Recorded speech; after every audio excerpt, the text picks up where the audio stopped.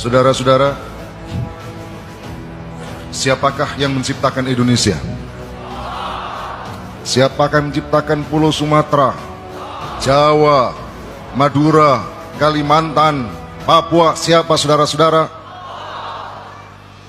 Kalau yang menciptakan Allah Subhanahu wa Ta'ala, mestinya hukum yang berlaku hukum apa saudara-saudara? Bukan hanya Indonesia. Siapakah yang menciptakan bumi saudara-saudara? Siapakah menciptakan langit saudara-saudara? Jika Allah yang menciptakan, mestinya hukum apa saudara yang wajib diterapkan?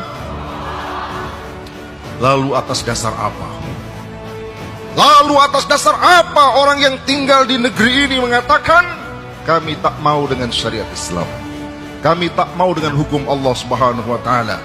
Seolah-olah bumi yang diinjak adalah ciptaan mereka, seolah-olah Pulau Jawa adalah buatan nenek moyang mereka.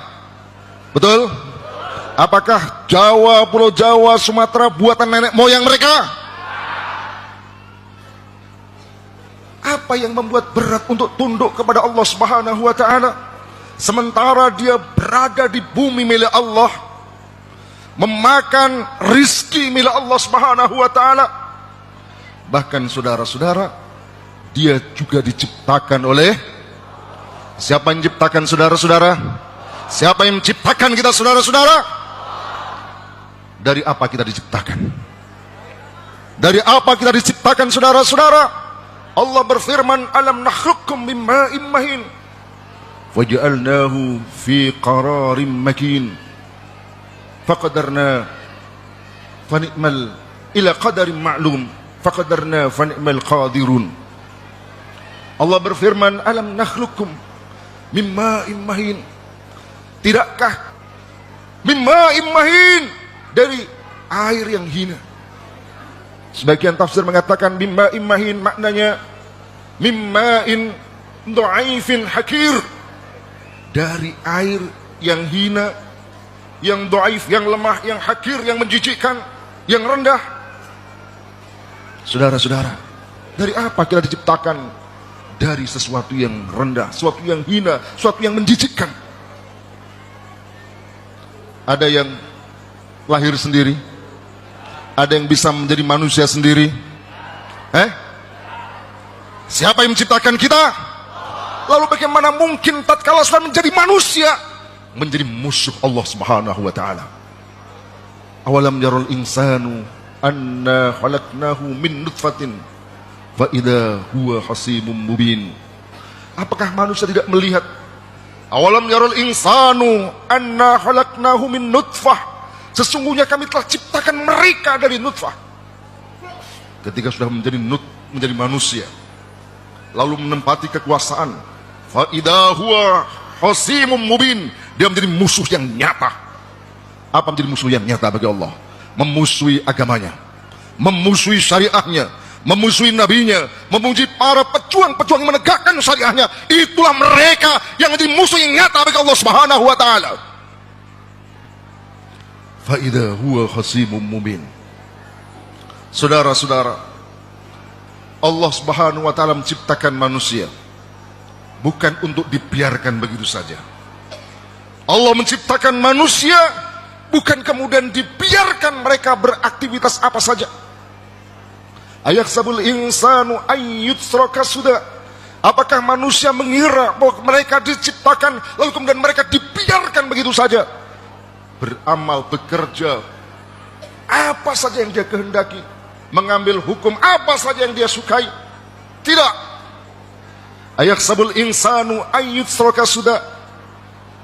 Yani istifham di situ maknanya adalah nafi, sekaligus memberikan celaan apa yang mereka kira, bahwa perkiraan mereka, dugaan mereka, persangkaan mereka yang menganggap bahwa Allah SWT menciptakan manusia lalu dibiarkan begitu saja adalah merupakan persangkaan yang salah. Allah menciptakan kalian tidak dibiarkan begitu saja. Imam Asy-Syafi'i mengatakan makna sudah di situ, yakni la yu'maru wa la yunha, artinya tidak dilarang dan tidak diperintah. Dalam pengertian apa? Tatkala Allah ciptakan manusia, maka Allah memberikan perintah, maka Allah memberikan larangan. Dan sekali lagi saya ingin sampaikan bahwa larangan yang diberikan Allah, perintah yang diberikan Allah SWT ini yang diturunkan dalam Al-Quran, yang diturunkan. Saya hanya mau tunduk dalam soal sholat, saya hanya mau tunduk dalam soal puasa. Tapi untuk soal pemerintahan saya lebih ikut Machiavelli. Soal pemerintahan saya lebih suka mengikuti John Locke Montesquieu. Kalau itu yang dilakukan saudara-saudara, maka sesungguhnya dia akan mengikuti orang yang diikuti. Montesquieu, John Locke berada di mana saudara-saudara? Di akhirat kelak berada di mana saudara-saudara? Berada di mana saudara-saudara? Mengikuti mereka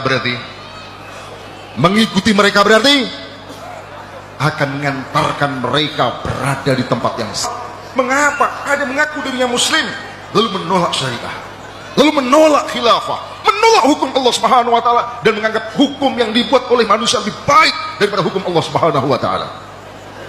Saudara-saudara yang dirahmati Allah Subhanahu wa taala, saya pada kesempatan yang mulia ini ingin saya sampaikan bahwa mereka yang sekarang menghadang tegaknya khilafah, mereka akan gagal. Apa saudara-saudara? Apa saudara-saudara? Mereka mengira kekuasaan itu kekal. Mereka mengira bahwa mereka tidak akan terjungkal dari kekuasaan mereka. Mereka salah. Karena sesungguhnya yang menjadi raja, maha diraja, bukanlah mereka. Siapa saudara-saudara? Siapakah raja di dunia ini saudara-saudara? Qulillahumma malikal mulki. Katakanlah Allahumma malikal mulki. Apa artinya saudara-saudara? Malikal mulki, pemilik kekuasaan, pemilik kerajaan, dialah Allah Subhanahu wa taala. Lillahi mulkus samawati wal ard, milik Allah lah kerajaan langit dan bumi ini. Malikal mulki. Kalau sekarang ada yang berkuasa jadi presiden, sekarang berkuasa jadi raja, itu bukan atas dirinya. Tu'til mulka man tasha. Karena Allah memberikan kekuasaan kepada mereka. Tu'ti man tasha. Allah berikan kekuasaan kepada siapa saja. Tetapi ingatlah, Allah sebagaimana berkuasa memberikan kekuasaan itu kepada siapa saja, Allah niscaya akan cabut kekuasaan itu dari siapa saja. Wa tanzi'u mimman tasha. Dan Allah mencabut kekuasaan dari mereka yang Allah kehendaki. Fir'aun, raja besar, hancur saudara-saudara. Namrud hancur. Di Indonesia ada Soekarno yang diangkat sebagai presiden seumur hidup. Terus atau selesai? Terus atau selesai? Terjungkal atau terus? Soeharto diangkat jadi presiden, belum selesai periodenya, habis saudara-saudara. Kalau Allah menghendaki wa tanzi'u mimman tasha, maka saudara-saudara kita tidak boleh ragu apa yang menjadi janji Allah Subhanahu wa taala, bahwa Allah akan wariskan bumi ini kepada orang-orang yang beriman dengan tegaknya khilafah. Takbir. Khilafah janji Allah. Dan tatkala Allah SWT merealisasikan janjinya, maka tidak ada seorang pun yang bisa mencegahnya. Allah sudah menulis saudara-saudara, Lauhul Mahfuz sana, khilafah itu berdiri, tanggalnya kapan, harinya kapan, jamnya kapan, bahkan tempatnya di mana. Atau menghambat tegaknya khilafah, niscaya akan gagal saudara-saudara. Takbir. Maka saudara-saudara teruslah berjuang, menyongsong kemenangan, karena kita bukan perjuangkan apa-apa, kita memperjuangkan khilafah yang diperintahkan Allah SWT, raja di raja. Takbir. Kita memperjuangkan khilafah yang Allah wajibkan kepada kita. Allah tidak melihat hasilnya, Allah melihat apakah kita sudah berjuang untuk mewujudkan kewajiban itu. Tatkala kita sudah kerahkan tenaga kita, fattaqullaha mastata'tum, bertakwalah Allah mastata'tum, semampu kalian, kemampuan yang paling maksimal, berjuang menegakkan khilafah termasuk di dalamnya. Insya Allah Allah akan berikan keselamatan buat kita semua. Setuju saudara-saudara? Berjuang sampai titik darah penghabisan. Setuju saudara-saudara? Setuju saudara-saudara? Berjuang sampai Allah menjemput kita. Takbir. Dan insya Allah khilafah tak akan lama lagi. Khilafah segera tiga. Ini adalah janji Allah SWT yang pasti ditunaikan. Takbir. Takbir. Takbir. Takbir. Assalamualaikum warahmatullahi wabarakatuh.